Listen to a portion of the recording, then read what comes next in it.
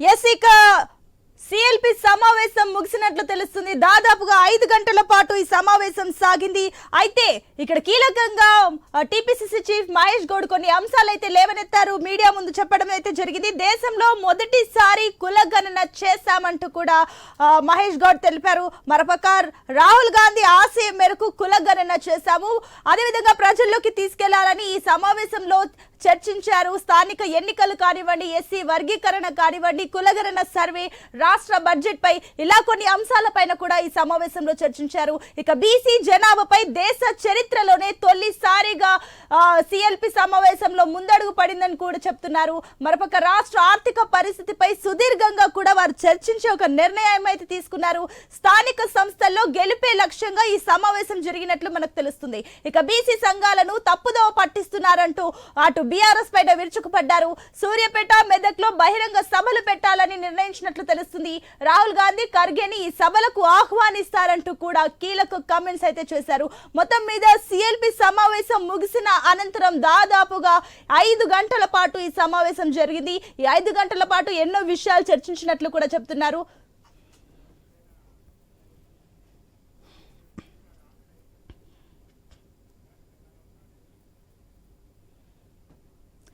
ఇక సిఎల్పి సమావేశం తర్వాత టీపీసీసీ చీఫ్ మహేష్ గౌడ్ మీడియాతో కొన్ని విషయాలు అయితే ప్రస్తావించారు. ఈ 5 గంటల పాటు సిఎల్పి సమావేశంలో కొన్ని కీలకమైన అంశాల గురించి చర్చించినట్లు మనకు సమాచారం ఉంది. దీనికి సంబంధించి మరిన్ని డీటెయిల్స్ మా స్పెషల్ కరెస్పాండెంట్ సునీల్ అందిస్తారు. సునీల్, ఈ 5 గంటల పాటు ఎలాంటి అంశాల గురించి ప్రత్యేకంగా చర్చ జరిగింది? సిఎల్పి సమావేశం 5:30 గంటల పాటు కొనసాగింది. సమావేశంలో ఎమ్మెల్యేలతో సీఎం కావచ్చు, అదేవిధంగా రాష్ట్ర వ్యవహారాల ఇన్ఛార్జ్ దీపాదాస్ మున్షి ముఖాముఖిగా మాట్లాడారు. వాళ్ళకి సంబంధించినటువంటి అన్ని అంశాలను కూడా ఇటు సీఎం దృష్టికి తీసుకెళ్లారు. ఇక ఈ సమావేశంలో రాష్ట్ర ఆర్థిక పరిస్థితిపై డిప్యూటీ సీఎం బట్టి విక్రమార్క పవర్ పాయింట్ ప్రజెంటేషన్ ఇచ్చారు. గతంలో అంటే కాంగ్రెస్ పార్టీ అధికారంలోకి వచ్చిన వివరణ అయితే ఇచ్చారు. ఎమ్మెల్యేలకు అందరికీ అవగాహన ఉండేందుకే ఈ కార్యక్రమం చేపట్టారని చెప్పేసి కూడా పీసీసీ చీఫ్ మహేష్ కుమార్ గౌడ్ చెప్తా ఉన్నారు. ఒకవైపు కేంద్రం నుంచి నిధులు రాకపోవడం, మరోవైపు ప్రస్తుతం ఉన్నటువంటి పరిస్థితులలో రాష్ట్ర ప్రభుత్వం ఏవైతే సంక్షేమ పథకాలు చేపట్టిందో వాటన్నిటిని కూడా కొనసాగిస్తుంది అని చెప్పేసి కూడా బట్టి విక్రమార్క పవర్ పాయింట్ ప్రజెంటేషన్ ద్వారా ఇటు ఎమ్మెల్యేలకైతే చెప్పడం జరిగింది. మరోవైపు కులగణన, ఎస్సీ వర్గీకరణకు సంబంధించి కూడా sub committee chairman Uttam Kumar Reddy CLP సమావేశంలో సభ్యులకు పవర్ పాయింట్ ప్రజెంటేషన్ ద్వారా పూర్తి వివరాలు అయితే అందించారు. కులగణనను ఎందుకు చేపట్టాల్సి వచ్చింది, ప్రస్తుతం కులగణన కాంగ్రెస్ పార్టీ పూర్తి చేసింది, ఏ విధంగా పూర్తి చేసింది అన్న అంశాలన్నిటిని కూడా వివరంగా వివరించడం జరిగింది. ప్రధానంగా 150 ఇళ్లకు సంబంధించి ఒక ఎన్యూమరేటర్ని ఎంపిక చేయడం, ఆ 150 ఇళ్లకు సంబంధించి సర్వే చేయడం, అదేవిధంగా 10 మంది ఎమ్యూనరేటర్లకు సంబంధించి ఒక సూపర్వైజర్ని ప్రభుత్వం నియమించింది. అట్లా పూర్తి స్థాయిలో పారదర్శకంగా ఈ కులగణన చేపట్టింది. విపక్షాలు చేస్తున్నటువంటి ఆరోపణలో అర్థం లేదు, తప్పుడు ప్రచారం చేస్తుంది. ఆ తప్పుడు ప్రచారాన్ని ధీటుగా ఎదుర్కోవాలి.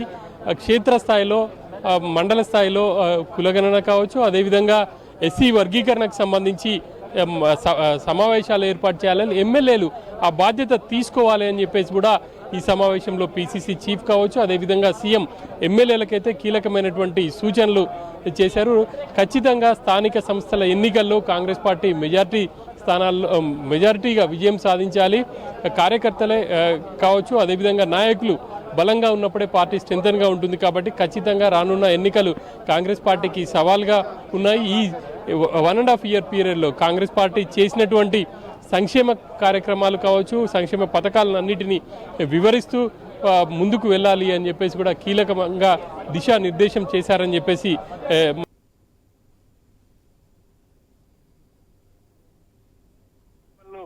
ఏర్పాటు చేయాలని చెప్పేసి కాంగ్రెస్ పార్టీ నిర్ణయించింది. సూర్యాపేటలో, అదేవిధంగా మెదక్ జిల్లాలో ఈ 2 సభలు ఉండబోతున్నాయి. సూర్యాపేట సభకు రాహుల్ గాంధీ, మెదక్ సభకు ఏఐసిసి అధ్యక్షుడు మల్లికార్జున ఖర్గేను ఆహ్వానం పూర్తి చేసింది. దేశంలో మొట్టమొదటి రాష్ట్రంగా తెలంగాణ నిలిచింది. అత్యంత పారదర్శకంగా ఎక్కడ ఎవరికి ఎటువంటి ఇబ్బందులు లేకుండా ఎటువంటి సమస్యలు లేకుండా పూర్తి చేయగలిగాం అనే దిశగా పార్టీ నేతలందరూ ఉన్నారు. కాబట్టి ఆ రెండు కులగణనకు సంబంధించి కావచ్చు, అదేవిధంగా ఎస్సీ వర్గీకరణకు సంబంధించి ఈ రెండు సభలు ఉండబోతున్నాయి.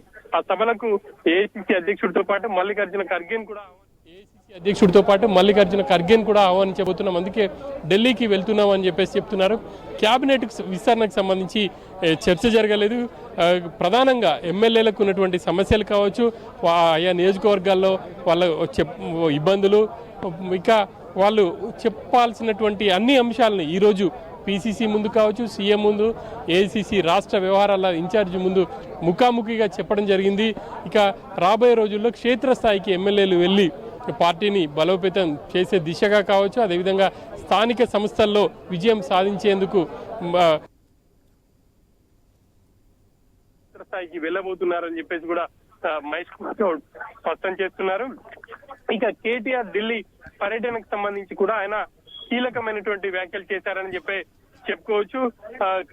ఇటు కేటీఆర్ కావచ్చు, కేసీఆర్ ని ప్రజలు తిరస్కరించారు అని చెప్పేసి కాంగ్రెస్ పార్టీ భావిస్తుంది. ఖచ్చితంగా బీజేపీతో ఉన్నటువంటి లోపాయికారి ఒప్పందాన్ని బలోపేతం చేసుకునేందుకే కేటీఆర్ ఢిల్లీ వెళ్లారు. బీజేపీ నేతలను కావచ్చు, మంత్రులను కలుస్తున్నారు అని చెప్పేసి కూడా మహేష్ కుమార్ గౌడ్ విమర్శలు అయితే చేస్తున్నటువంటి సిచ్యువేషన్ అయితే ఉంది. ఇక ఈ రోజు సమావేశానికి ఎవరైతే ఫిరాయింపు ఎమ్మెల్యేలు ఉన్నారో ఎవరు కూడా రాలేదు అని చెప్పేసి చెప్తున్నారు. వాళ్ళ పనుల్లో బిజీగా ఉన్నారు కాబట్టి రాలేదు అనే ఒక క్లారిటీ అయితే ఇచ్చారు. మొత్తం మీద ఈ సమావేశం ఎమ్మెల్యేల్లో ఉన్నటువంటి అపోహలు తొలగించే దిశగా కొనసాగింది. ఇప్పటి వరకు కొంతమంది ఎమ్మెల్యేలు ప్రత్యేకంగా సమావేశం ఏర్పాటు చేసుకున్నారు. ఇటు ప్రభుత్వానికి వ్యతిరేకంగా హైకమాండ్ వద్దకు వెళ్లబోతున్నారు. వీటన్నిటికీ చెక్ పెట్టే విధంగానే ఈ రోజు సమావేశం కొనసాగింది, సుదీర్ఘంగా కొనసాగింది. చాలా అంశాలకు సంబంధించి సీఎం కావచ్చు, అదేవిధంగా deputy CM Uttam Kumar Reddy clarity ఇచ్చారు. ఇక క్షేత్రస్థాయికి వెళ్లి పార్టీని బలోపేతం చేసే దిశగా కావచ్చు, అదేవిధంగా స్థానిక సంస్థల్లో అక్కడ వాళ్ళకి సంబంధించి రూట్ మ్యాప్ ఉండే విధంగా ఏఐసిసి కూడా వాళ్ళకు దిశానిర్దేశం చేసింది. ఆ విధంగా ఎమ్మెల్యేలు ముందుకు వెళ్లాల్సి ఉంటుంది అని చెప్పేసి కూడా మహేష్ కుమార్ గౌడ్ చెప్తున్నారు. Right Sunil, thank you.